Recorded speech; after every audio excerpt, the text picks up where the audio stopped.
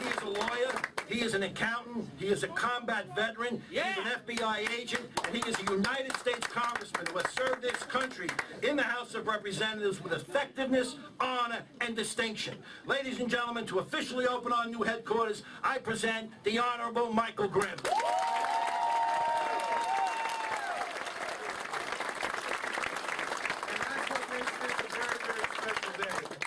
This is a special day for many reasons. It's very important for the people of Staten Island that this Republican Party is as strong as it is, and it's only getting stronger. You know, you can listen to those that want to tear us down, but this room speaks volumes.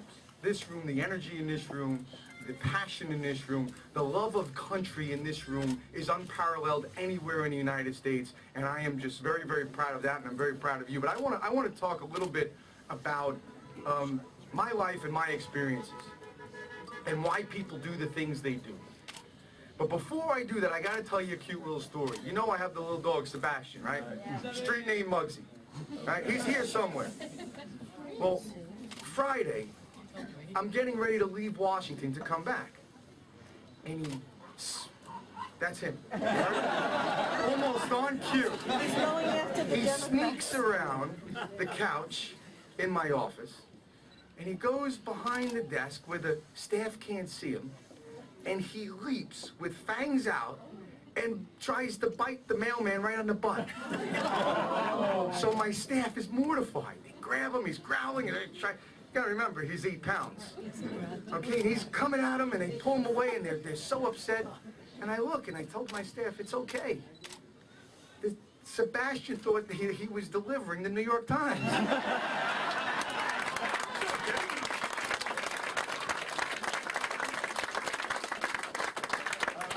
Ladies and gentlemen, I was approximately 20 years old, and I was sitting in a hole that I dug in the middle of the desert with another Marine who happened to be 18 years old.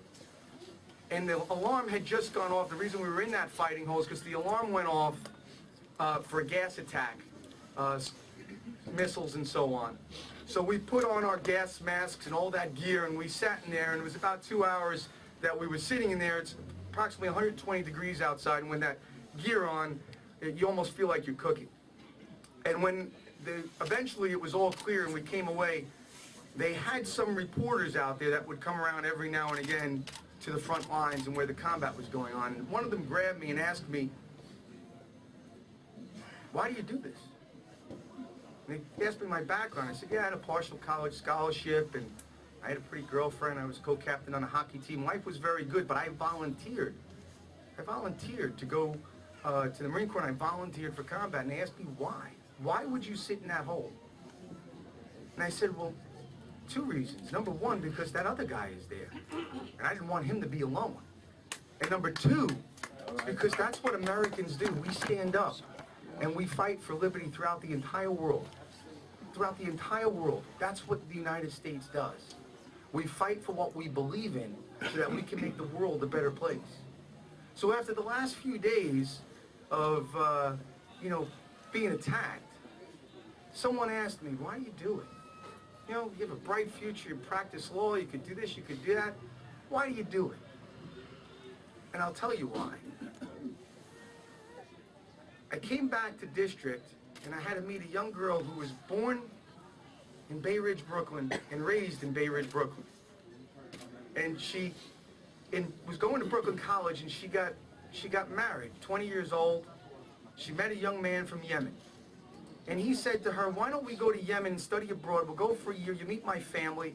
And she said, okay. And they went back to Yemen, and he changed. And he became possessive. Started treating her like an object, and was threatening her life and abusing her. So her dad, after about a year, came to get her, and they went to the airport with American passports, American citizens. And they wouldn't let her leave. They said restricted. Her husband put a restriction on her ability to exit the country. So he ran to the embassy, the American embassy, and said, here's my daughter's American passport. She was born in Brooklyn, New York. He says, nothing we can do. 5 times he went to that embassy, nothing we can do. So he came home without his daughter, crying, without his daughter, who was being abused in another country, an American citizen. And he called his senators. and they got a statement from the State Department, nothing we can do. So someone who happens to be here today in the Brooklyn community said, you got to see Congressman Grimm. And they came and saw my staff. My staff calls me in Washington and says, we got a letter from the State Department. Congressman, there's nothing we can do. I said, nothing we can do? I said, nonsense. If I have to get on a plane to Yemen myself, we're bringing our girl home. She's an American citizen. And we started calling every ambassador, every embassy. We called Yemen, and I told them, I'm coming to Yemen, and I'm getting my American citizen.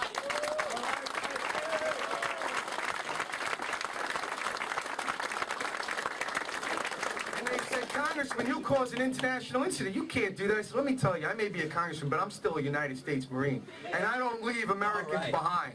And you know, diplomat went to see her father-in-law and said, this congressman's causing too much trouble, you better send her home. And she came to my office in Brooklyn last week to say thank you, and her father held me as he was crying.